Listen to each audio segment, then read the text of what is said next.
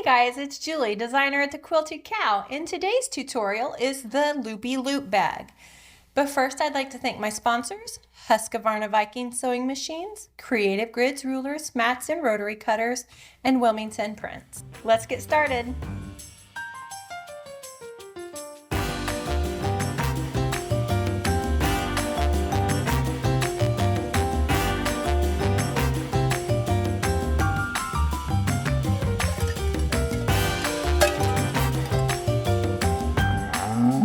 The Loopy Loop bag is one of my favorite bags to carry.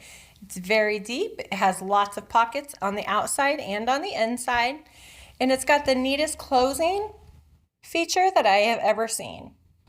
You just tuck the handle right in there and it cinches your bag shut. You can find this kit on our website at thequiltedcow.com or on our Facebook Lives on Tuesdays and Wednesdays. Let's begin. The first step after all your fabrics are cut out is to apply your interfacing. So you want to apply your interfacing to the bottom half of your pocket. In order to do that, we need to fold them in half and find that bottom half. And then we're just going to press and apply it in place. You're going to repeat these steps to do your second pocket piece. Once you have your pocket piece all nice and pressed, we are going to step to the machine and do a top stitch right along the fold of our pocket pieces. Give it a nice finished look. Once you have that top stitched in place, we need to get our accent fabric. And what we're going to do is apply the interfacing to the wrong side of this as well. Once you have your interfacing applied, we are going to place our pocket right side up with the 12.5 inch being your width for your bag. So you want to make sure that your pocket and your bag are measuring the same side to side. And what we're going to do is pin or clip these into place. And we'll repeat this for the other pocket. Once you have your pocket pinned into place or clipped, we need to find the center or however you want your pockets divided. I'm just going to do a line somewhere near the middle. It's not specific, doesn't have to be perfect. This is your bag. So once you have your pocket divided, we're going to add the base to the bottom of our bag. What you do is just line up that bottom edge and the side edges and pin or clip it into place. Repeat that for your front and back of your bag pieces. Just lay them right sides together. Next, we're going to step to our machine and add a 1/4 inch seam. Once you have the bottoms applied, we're just going to press the base away from our pocket fabric so it'll be ready for assembly. We're going to repeat all these stages to construct the lining portion of it. So to do the lining, you need to take and start with your pocket first.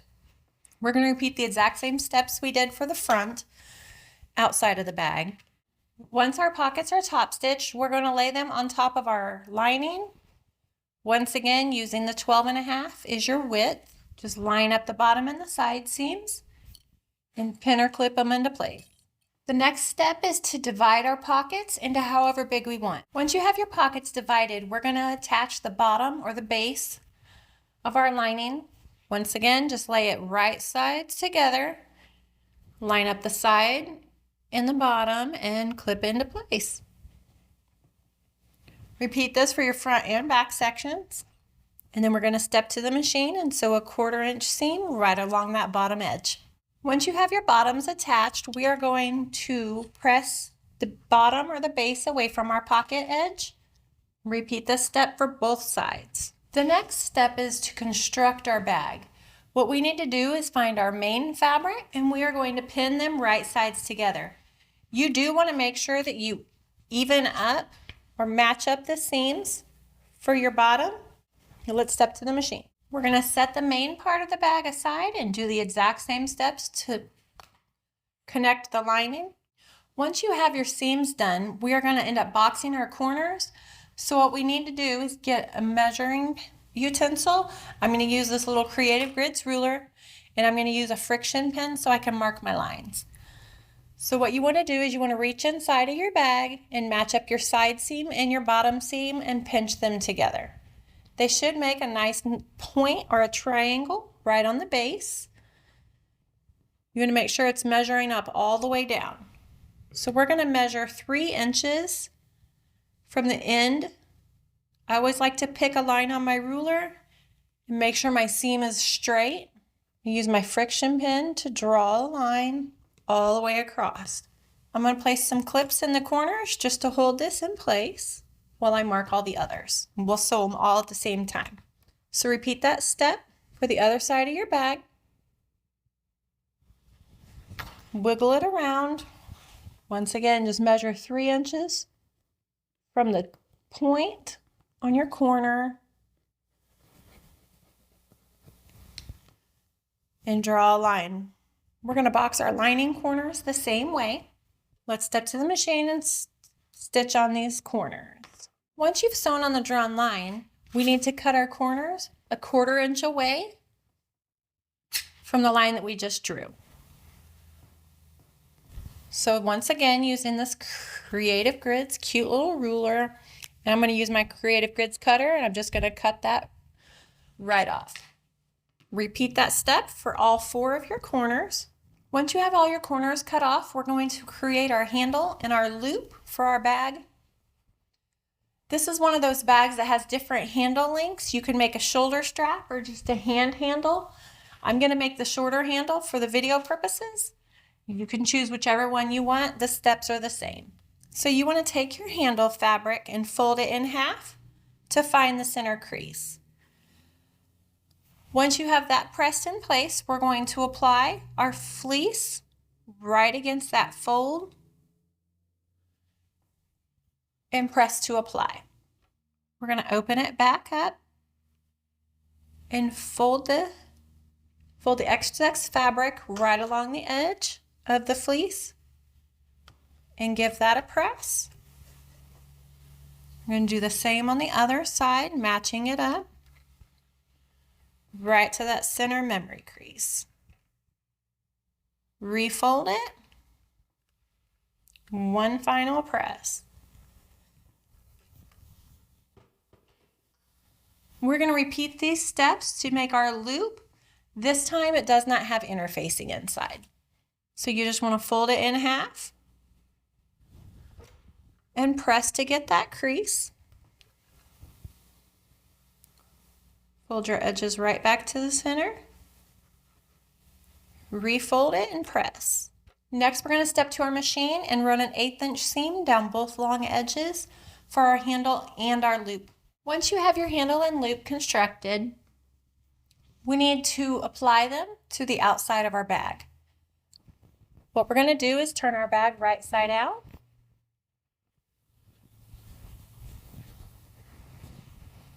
Go ahead and poke out all your corners. So to place our handles, what we need to do is match up the seams for the exterior of our bag.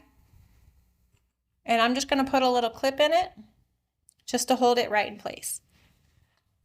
I'm going to take my friction pin and do a little mark right on the edge, right where it folds together, on both the front and the back piece. Now that we have our marks in place, what we need to do is baste our handles and our loop.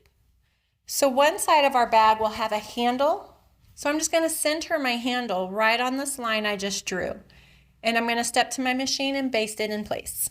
Now for the next side of our bag, we need our handle to come around so it can line up. But we want to place our loop in between our handle fabric and the exterior of our bag.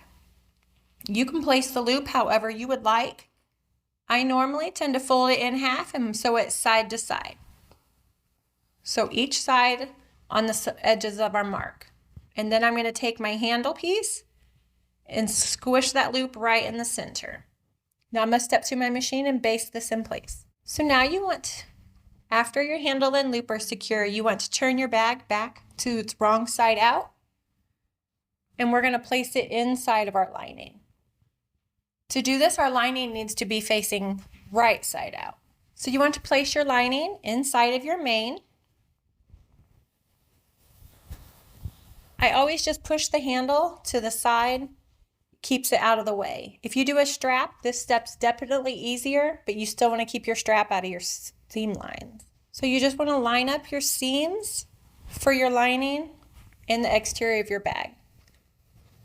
Place a pin or a clip right in there to hold them in place. And we're just going to work our way around the top securing all of the pieces as we go. So once you have your lining and your exterior clipped together, what we're going to do is step to our machine and sew a 1/4 inch seam all along the top edge. Once you've sewn around the top of it, we are just going to pull the lining piece out and reach into the opening we left in the lining and pull the bag right side out. You don't want to stretch out your fabric, so make sure you go nice and slow until you get it all facing the right direction. What we need to do next is to press our opening closed. So we're just going to tuck our edges under, remove any excess threads, and we're going to press this at our ironing station. Now that our turn opening is pressed together, I'm going to put some pins or clips in it to hold it into place until I can get that seam sewn shut. So we're going to step to our sewing machine and sew just an 1/8 inch seam or an edge stitch right along this bottom piece. Once you've sewn your turn opening shut, we're going to press our lining inside of our fabric. We're going to press our lining inside of our main. You want to match up the corners from your lining and your exterior and just press them in place. The final step to the completion of this bag is to make sure that we top stitch the edge. So you want to work your fabric till you get your seam right at the top. And we're just going to press that into place. Work your way all the way around the top edge of your bag. So after you have the top pressed, we're going to step to our machine and run an 1/8 inch top stitch all along the top edge of our bag. Make sure you keep your handles up and out of your way. Nobody wants to tack their handles in place. Once you have your top stitch done, your bag is fully complete. You just tuck the handles in through your loop to close the top edge of your bag.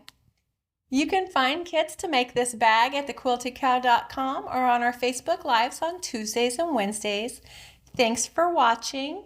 Please like and subscribe for more tutorials.